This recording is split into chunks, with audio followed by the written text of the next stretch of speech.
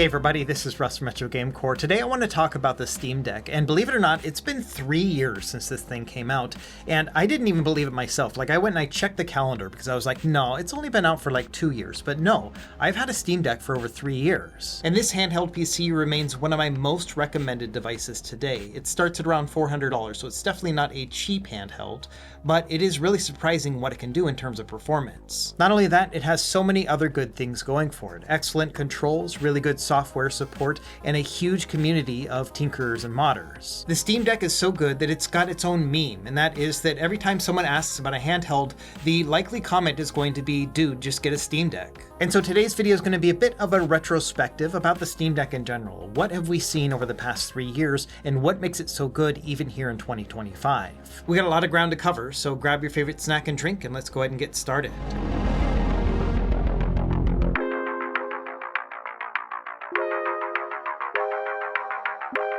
Okay, let's start by talking about what is the Steam Deck and what options do we have with it. So this is a handheld PC. Think of it like a laptop or a desktop, but kind of shaped like a Nintendo Switch instead. And it's made by Valve, one of the larger computer companies in the world. They're behind games like, Half-Life and Portal and Team Fortress, as well as Counter-Strike. But most importantly, Valve runs Steam, which is a store as well as a launcher for PC games. So the Steam Deck is a handheld that is meant to integrate with the Steam experience, meaning that if you have a Steam library already, you'll be able to play your games directly on this machine. But because this is essentially still just a PC, you can do other things with it as well, including running emulation, and then also other game launchers, things like GOG.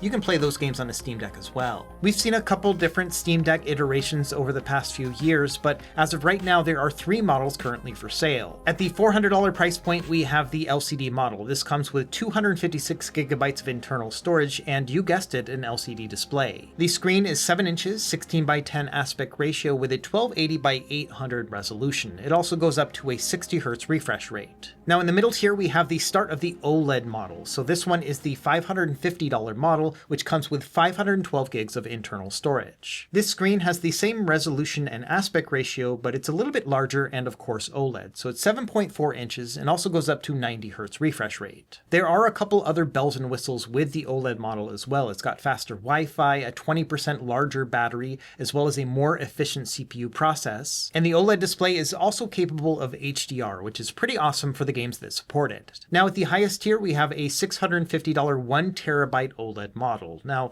most of the specs on this are the same as the middle one, except for the fact that it has more internal storage, and also the display is using a special etched glass instead of a shiny one. And while you might assume that, the most expensive model will have the better screen, I have actually found the opposite to be true. So right here, I've got 2 different Steam Decks going on. I've got my middle one right here. So this is the $550 512 gigabyte OLED model. Down here on the bottom, I've got a limited edition one that came in white, but it is a 1TB model with that etched screen. I made a whole video about these 2 different screens. I'll leave it linked down below like all the other things I'm going to reference in this video, but my conclusion was that with a glossy screen, I actually like it better with an OLED panel over the etched screen. My reasoning for that was that the colors pop a little bit more on an OLED glossy screen than the etched one. Even though the etched one does a really good job with diffusing reflections, which might be really important for you, I found that I like to have the better color profile over the etched screen. This is all very much a personal taste thing, but yes, I do prefer getting the middle model over the high tier one. And it's worth noting that it is relatively simple to upgrade the internal storage on a Steam Deck. You need to buy a new drive, which you can get on Amazon, up to 2 terabytes. And from there, you just need to remove the back panel on the Steam Deck, swap out the drives, and then flash the new OS onto the new drive. And that's what I did on my device. It's about an hour's worth of work, but I saved $100 by getting the middle tier model instead of the high tier one. And then I put that $100 towards buying a 2 terabyte storage instead. And so that's what I have in here, 2 terabytes of storage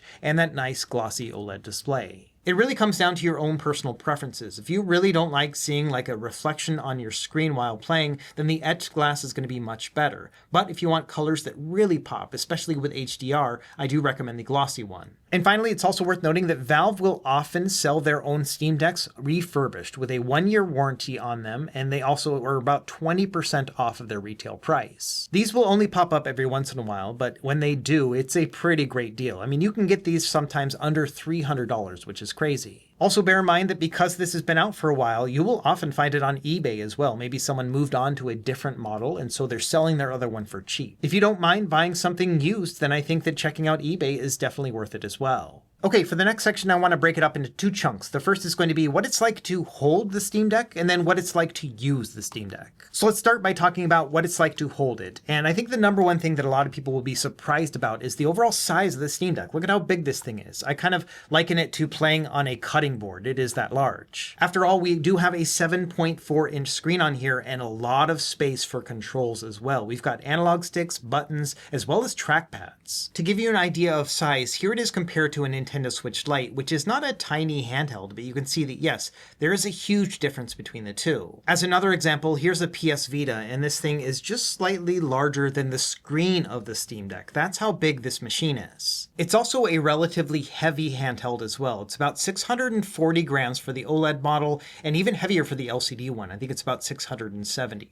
Now, I personally use a case on mine as well, and this one actually bumps it up even more. It's about 800 grams at the end of the day. And so this setup is about 1 3/4 pounds. It's not a light handheld. I cannot hold this thing up like this, like with my arms independently for more than like maybe 30 minutes before my arms get tired. So I usually will just prop my elbows on something or, kind of lean on my couch while I'm playing, and then it's perfectly fine, but it is still a pretty heavy machine. But there are advantages to the fact that this is a larger handheld because it distributes the weight really well. And so even though, yes, it is heavy, yes, it is large, it's surprisingly light for its size. And because it is so roomy on each side, we have a lot of space for controls. And even though they look a little bit unconventional, they work really well. The heart of the control scheme is going to be this front layer right here. So you have your D-pad, your face buttons, as well as the analog sticks. And all of them are within easy reach of your thumbs. With a lot of other handhelds, you're usually competing between like the D-pad and the analog sticks. There are people who love like the PlayStation layout or the Xbox layout. This is kind of a hybrid of the two. So no matter what type of game you're playing, if you're going to be playing a retro game where it's just the D-pad and the face buttons, or maybe a single analog stick game, or even a twin stick shooter, all of this is supremely comfortable and nothing really gets in the way. We've also got these two trackpads, which can be used in various different ways depending on the game that you're playing. So they have a haptic feedback to them that feels really neat, and they can be used like as mouse trackpads, or you can flick them as well. And so there's a lot of different options here. As a company, Valve has always been focused on giving you a bunch of different input options, and these trackpads really help in that regard. Personally, I don't really use them that much for games, but I have seen some people use this for like twin stick shooters, and they are super accurate with it. And so it really is just going to be a matter of how involved you want to be. For me personally, I just usually will use this as a mouse cursor when I'm in desktop mode, which we'll talk about in the next section. On the top, we've got some bumpers and triggers that are also easy to access and easy to press down on, so I really do enjoy these as well. On the back, we've got these 4 back buttons, which can be programmed to be just about anything. So if you want them to mimic another button on the device, or just to be like a full-on input of something else, like a keyboard button, you can do all of that within the settings. Now, in addition to the excellent control options that we have on the Steam Deck, we've also got some really excellent ergonomics. Let's start by taking a look at a naked Steam Deck, just so you can get an idea of how it's designed. And so, number one here are these big grips on the back. They're kind of straight along here, but you obviously have a space for your middle finger, and then you can see that, yeah, they're just nice and rounded in every way. And so I really do like the feel of the ergonomics here as well. The bottom edges also slope down here into the corner, which gives you a lot of leverage as you're holding it. So plenty of space for all 4 fingers, as well as just the ability to hold it comfortably. In fact, among the larger handhelds, I think that the Steam Deck is one of the most comfortable out there. Even without a grip case or anything else like that, just on its own, it is super comfortable to hold. To give you an idea, I've owned Steam Decks for like 3 years at this point. I have put in hundreds and hundreds of hours among various different games and different models, and there's never been a moment where I've thought to myself, I wish this was a little bit better. Instead, what usually happens is I think, gosh, I can't believe how comfortable this thing is. Now, for my own personal use, I use a grip case. This thing is called the Kill Switch from Dbrand. I've had this on my Steam Decks for years. This goes all across the back as well as the top and bottom, and then a little bit on the sides, including down here. And I really love the texture of this grip. It's got kind of a sandpapery feel to it, so it makes it extra grippy, and that's one of the reasons why I like it so much. And Dbrand also sells like matching skins for it, as you can see here, and so this whole thing is kind of decked out like that. We'll talk more about accessories and things like that in the accessories part of this video, but before that, I wanted to move on to the next section I wanted to talk about, which is what it's like to actually use a Steam Deck. Like, how does it work on the software level? And essentially, this is what the Steam experience is going to look like. It uses its own own operating system called SteamOS, which is Linux-based. And so when you first turn on the Steam Deck, it's going to have you log into your Steam profile, and then you'll get an interface like this. Now, if we go into the Steam menu, you'll see a bunch of different other options, including, browsing your own library, or also going into the Steam store. So if you want to buy additional games, you can actually do this right within here. And by default, they're going to show you games that are optimized for the Steam Deck, or at least pass their own verification test. If you see a little check mark like this above the game, that means that it's been Steam Deck verified. And that system is not perfect, but it'll usually tell you when a game is going to work well on this machine. Now, if we go into the library section, you're going to see like all of the games that you've purchased. So you can see my own personal Steam library is 509 games. And so if I want, I can just browse through all the games that I already own, and then I can pick one up and then decide whether or not I want to install it. And anytime that you're going to install a game, it is worth going into the game info section and seeing whether or not it's verified, or if it's just designated as playable and what other caveats it has. Sometimes it'll say things like, the game was made with a keyboard and mouse in mind, and so using controllers is going to be a little bit extra work. Or also sometimes it'll require you to use a special game launcher, like this game here, which is an Ubisoft title. It requires you to log into Ubisoft Connect. Now, also in the library section, you've got these other tabs, and one of them is great on Steam Deck. So among the 509 games that I own, 237 of them are verified for Steam Deck, and they have their own tab. So if I only want to focus on the games that run really well on this particular handheld, then I can just browse through these 237 games, and if I want, I can also take some chances with the other ones. And once you've installed a bunch of games, you'll have an installed tab. So these are all the games that will be already on your machine, and you can just run them directly here.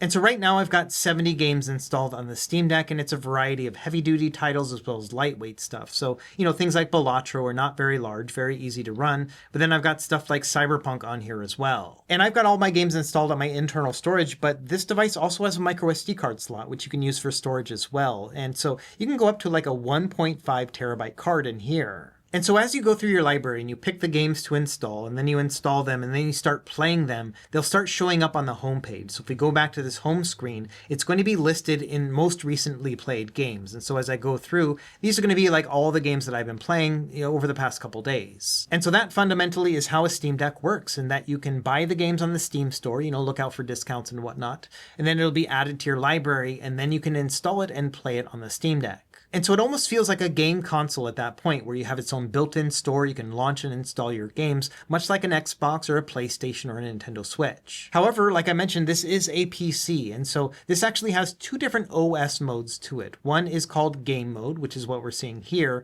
but then also they have something called Desktop Mode. We can access that by going into the menu here, going into Power, and then switch to Desktop. And so this is what desktop mode looks like. It's essentially just a Linux desktop environment. So I can go in here and actually, browse through apps and whatnot. And I can also use the right trackpad as my mouse cursor too. So if you do need to use this thing for computer related stuff, including, installing special apps, this is where you would go. And the desktop mode opens up other avenues if you would like. For example, if you don't want to use Steam Store games, you want to play other games, say for example you have like a GOG library or an Epic Game Store library, you can access those via desktop mode. There's an app called Heroic Game Launcher that you can install that allows you to play those games as well on the Steam Deck. You can also do things like game streaming. So via web apps, you can do things like NVIDIA GeForce Now, as well as Xbox Game Pass cloud streaming. So there are multiple options to play games on a Steam Deck outside of just the Steam Store itself. You can use other stores via workarounds through the desktop mode, or you can use web browser apps like NVIDIA GeForce Now. And like I mentioned earlier in the video, in addition to playing PC games, you can also run emulation apps on this, and this is a really good emulation handheld. I've got a lot of videos about emulation on the Steam Deck. I'll leave them linked down below, but there are three main tools that I would recommend checking out. The first tool is called EmuDeck, which will install and configure a bunch of different emulators directly onto your Steam Deck all at once. From there, you just need to add your own ROM files and then choose which ones you want to actually show up within your Steam menu. They're going to show up as non-Steam games. And so here you can see that I can navigate through my games list, and these are games that I chose to have within my Steam library. So I'll play these just like any other Steam game, but of course it's emulation instead. And in terms of emulation performance, you can play just about everything on the Steam Deck. So obviously the retro games, all the way up to the 3D era, all that stuff's going to play fine. But you can also play GameCube, PS2, all those are going to play great. In addition, this is a very good handheld when it comes to playing Wii U games as well as Nintendo Switch games too. You can also play a good amount of PS3 and Xbox 360 games, not the really heavyweight games, but some of the lightweight stuff will play fine. Another emulation tool that I recommend checking out is called RetroDeck. This one's a little bit different than EmuDeck. EmuDeck will install all the emulators for you and then integrate them into your Steam library. RetroDeck is its own self-contained system. So as you open up RetroDeck, it's going to start up something called Emulation Station Desktop Edition. So this allows me to navigate through my games directly in one single interface. And so this is a really excellent tool if you just want to have one single emulation app where you open it up and then all your emulation is within there. It's just a single install file as opposed to EmuDeck, which is kind of just putting all that stuff together into one. And so I would say that RetroDeck is a better fit if you want something that is just very simple and a single installation file. EmuDeck is going to give you a little bit more freedom to work with, but is a bit more complicated to set up. And one other emulation tool worth checking out is called Batocera. So this is its own Linux-based operating system that you will flash onto a microSD card, then put it in your Steam Deck and then launch it from there. And so this one's a great tool if you want to keep it separated. So you want to have all your PC games directly on the Steam Deck, but when you're ready for emulation, you can just put in the microSD card, boot into that, and then play them there. So they'll be completely separate. For me personally, I like to integrate my retro games in with my regular Steam library, so I choose to use things like RetroDeck and EmuDeck instead. And so that, in a nutshell, is what it's like to use a Steam Deck. You will have your own Steam library. You can launch and play your own games here. But then also, if you would like, you can install emulators and stuff as well, so you can play your retro games at the same time. So now that we talked about what it's like to hold and use the Steam Deck, let's talk about some of the accessory options that we have and some of my favorites over the past few years, because you have a ton of stuff out there and it's very easy to get overwhelmed.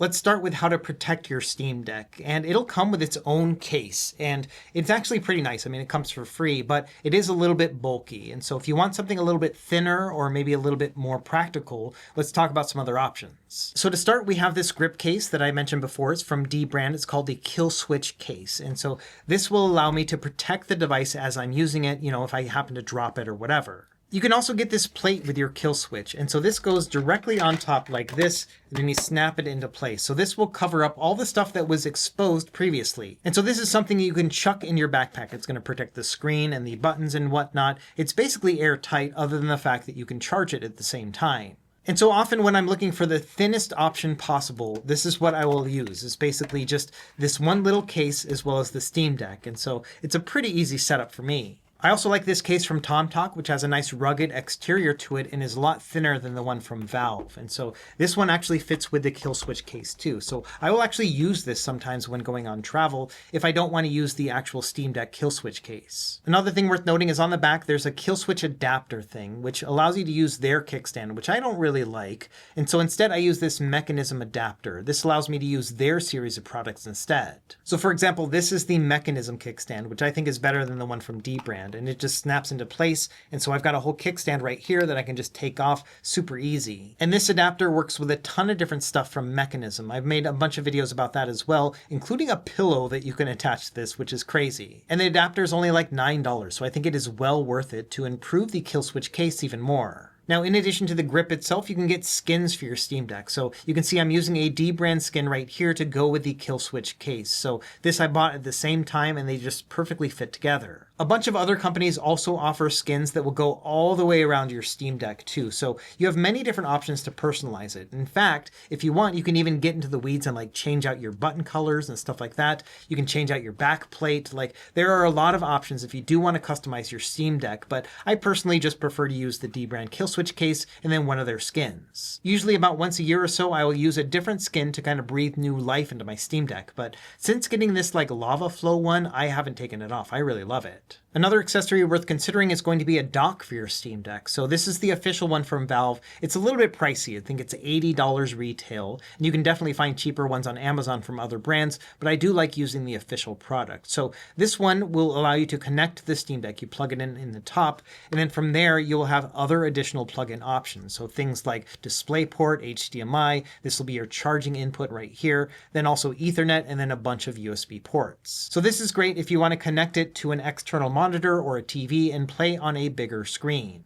And a lot of third-party controller manufacturers like GameSir and 8BitDo now come with these little USB dongles with their controllers, and sometimes even charging docks with them as well. And so all you have to do with these is actually just plug the dongle into the dock and it'll connect automatically. So you don't have to do things like Bluetooth pairing or anything else like that. You just turn it on, it'll connect to your Steam Deck, and the operating system knows exactly what to do. It'll treat this like Player One. So all of that stuff is what you can essentially do with a Steam Deck. You can, use it to play PC games. You can do emulation on it. You can hook it up with other accessories to be able to play it on a bigger screen.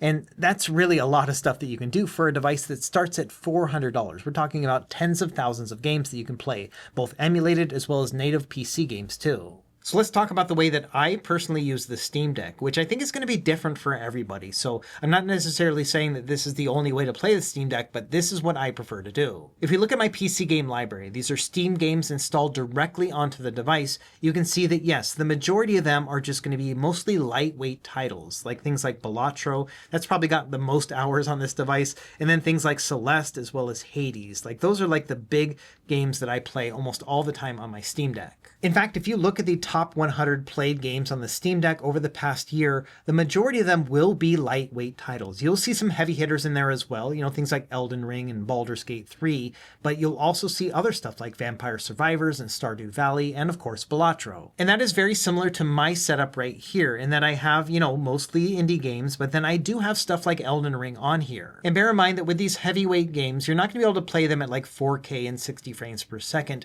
We just don't have that much processing power on something that doesn't have its own dedicated GPU. Instead, most of these games will play at the native resolution of this display, which is 800p, which really is 720p but a little bit taller because of that 16:10 aspect ratio. And even though playing a game at 720p on a big TV looks pretty terrible nowadays, it's not so bad on a 7-inch display, and so I definitely find it to be playable. So if I am playing a heavyweight game, something like Ratchet & Clank Rift Apart here, I'm going to target something around the native resolution of the display, and then usually something between 30 and 40 frames per second.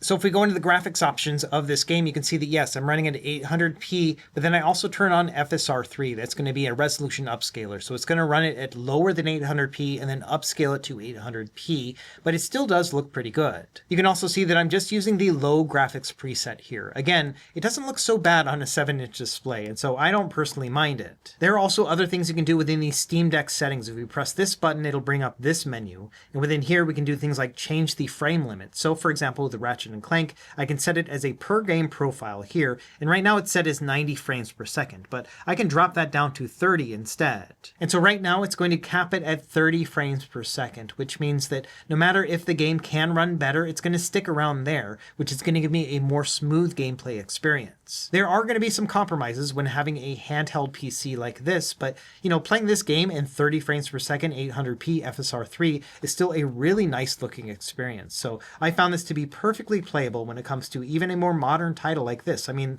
this was a PS5 launch title that is playing on the Steam Deck. That's pretty crazy. And so the way I play my games is that for the lightweight titles, I will play them at either 60 or 90 frames per second, depending on the game. And then for the heavy duty stuff, Cyberpunk, Diablo 4, I will play those at 800p and 30 frames per second, and that gives me a nice smooth experience. It's really going to come down to the type of games you want to play, but for me personally, yeah, I like to replay a lot of my Sony titles, and then I spend a lot of time playing my indie games as well. There are also a ton of old Xbox 360 era games like Fallout 3 or Enslaved that also have PC ports as well, so I like to play those on the Steam Deck too. Now, when it comes to emulation on the Steam Deck, I usually will focus on the higher end systems. So yes, I can play Super Nintendo on this thing, but generally I like to play things like PS2, GameCube, as well as Wii U and Nintendo Switch. In fact, my entire playthrough of Tears of the Kingdom was on a Steam Deck as opposed to on a Switch, because with emulation, you're able to do things like cheats and mods and stuff. And so I was able to give myself like additional durability with my weapons, which made the game a little bit easier to get through. And some of these games just feel better to play compared to on a Nintendo Switch, which has very limited controls. So when playing a first-person shooter game like Metroid Prime Remastered, I'd much rather play it on the Steam Deck. Same thing with Mario Kart 8 Deluxe. I love playing this on the Steam Deck because the controls are so fun. I'm not going to show any of the gameplay just because I don't want any sort of Nintendo ninjas coming after me. But yes, this is a really excellent device when it comes to emulation as well, and I tend to focus on the higher end systems personally. Another thing I like to do on the Steam Deck is play like decompilation PC ports. For example, there is the Jak and Daxter port as well. And so this game right here is not running on PS2 emulation. This is running natively on PC. And so I've got a PC port of Jak and Daxter. They've got one for Jak 2 as well. And I think they're working on Jak 3. And so this is incredible. It's a lot better of an experience than playing emulation. So I really enjoy playing games like this too. And there are more and more of these decompilation ports coming out every day. We've got things like Mario 64, Ocarina of Time, and so on. And so yeah, for the most part, that's what's on my Steam Deck. I've got my Steam library, which has, a mix of indie and heavyweight games. And then I have my emulation stuff as well, which is mostly going to be focusing on things like PlayStation 2, GameCube, Nintendo Switch, and then PC ports like Jak and Daxter. Now, as we wrap up here, I did want to talk about two quick other things. Number one are going to be drawbacks for why the Steam Deck may not be a good fit for you right now. So let's talk about some of the things that could be better on it. The first is that with all handheld PCs, battery life is always a concern because they're not super optimized for mobile gaming. It's a lot like trying to play a game on a laptop. So a worst case scenario would be playing something like God of War, which you can see right here. I'm getting about, 2.5 hours of battery life. Right now it says I have 1 hour and 50 minutes left with 77% battery. And so that's usually what it's like with a worst case scenario, about 2.5 hours of gameplay before you need to plug it into charge. Now, when it comes to playing lightweight titles, indie games and things like that, you can get upwards of 8 and 10 hours of battery life depending on how demanding that game is. But when it comes to, full-on PC games, more modern titles, yes, about 2.5 hours is going to be your worst case scenario. And so all handheld PCs are going to be like that. It's just a factor of this architecture. But I will say that the Steam Deck is one of the most battery efficient of the handheld PCs out there, even today. What I tend to do is look at how much battery I have left and how much time I have, and then I'll pick my game accordingly. So if I've only got 1 hour to kill, then yeah, I can play something like God of War. It doesn't really matter. But if I'm going on like a long plane ride, then I'm going to play something a little bit more lightweight like Celeste or Balatro. Another drawback of the Steam Deck is its weight and size. I've seen a lot of people who have gotten rid of their Steam Deck because it's too heavy for them. Maybe, for example, they have smaller hands and it's just a big device to hold. And so I think that's another thing to consider is that there are a lot of people who think this is a little bit too big or heavy. For me personally, I use my Steam Deck on the couch, in a hotel room, and then also on an airplane. Those are like the 3 places where I use it the most. So if I'm just sitting at home or whatever, then I'm going to hang out and play it on my couch. That's absolutely fine because I can prop my elbows up and it's very comfortable. I also live in Hawaii, which means I'm on a plane all the time. Basically, anytime I want to visit anywhere, I've got to go on a flight. And so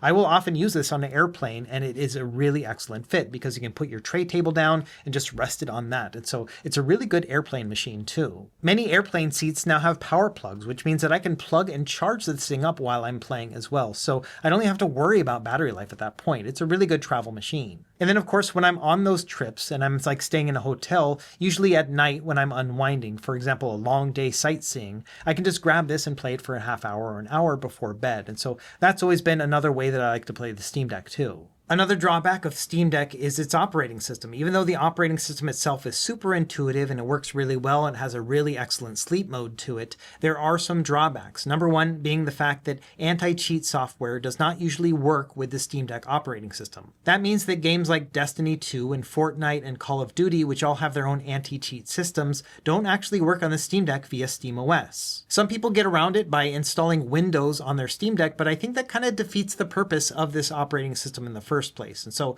I typically just don't play those games on this machine. Another option would be to stream the game onto your Steam Deck from other services like Nvidia GeForce Now or Xbox Game Pass. That's what I'm doing right here. So I can play Destiny 2 on the Steam Deck. It just has to be over the cloud. The nice thing about streaming is that it's not very GPU or CPU intensive. So you can see here that I can get about 6 to 8 hours of gameplay when doing streaming as opposed to playing the game natively. Now, obviously the device has to be connected online in order to do this. So this is not something that you could probably do on an airplane, but it's still pretty neat that I can play Destiny 2 on my Steam Deck without having to install Windows. Another drawback of the Steam Deck is that it is aging a bit. I mean, it's been out for 3 years, which in PC time means it's been out forever. And we are seeing more modern, heavy-duty games struggling to play on the Steam Deck. Doom: The Dark Ages is a good example. I've heard a lot of mixed reactions to playing this game on the Steam Deck right now. In fact, in the Steam Deck compatibility option, it says that it's unknown right now. And so I'm not really sure that this would be worth buying to play on the Steam Deck just because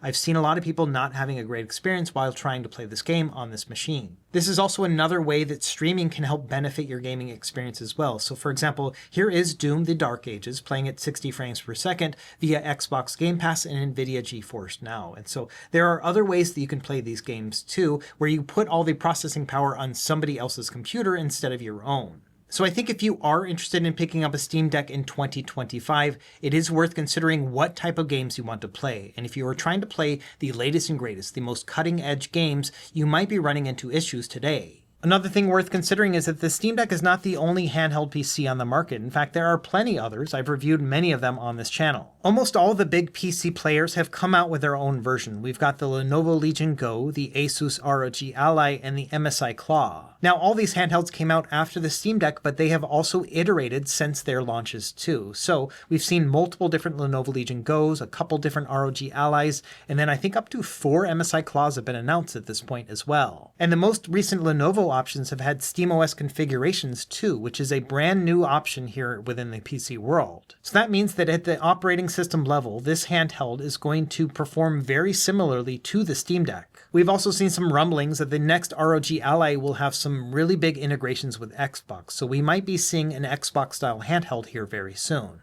And some of these PCs have better features than on the Steam Deck. For example, the ROG Ally has a much bigger battery, the Lenovo Legion Go has a much bigger screen. And a lot of these handheld PCs have more brute force power than the Steam Deck. They're not quite as efficient, but they can still get better frame rates than the Steam Deck right now. Just bear in mind that these other handhelds all cost significantly more than the Steam Deck. So even though I still think the Steam Deck is your best bang for your buck right now, it is worth considering those other options, especially if you would prefer to play on Windows over SteamOS. Either way, that's about it for this video. I just was really impressed by the fact that the Steam Deck has been out now for over 3 years, and it has been a wonderful time. I would say that it's even transformed the way that I look at handheld PCs today. And I still think that even though the Steam Deck is a little bit long in the tooth, it is still one of the best gaming purchases that you can make today. There are so many things you can do with it. I think that if you want to focus on your back catalog of games and really play some of those older titles, and then also try out a bunch of emulation, then there's nothing better than the Steam Deck right now. It also doesn't hurt that it's one of the most comfortable handhelds that I've ever used. So let me know what you think in the comments down below. Do you have a Steam Deck? Do you still play it? Or are you just thinking about picking one up right now?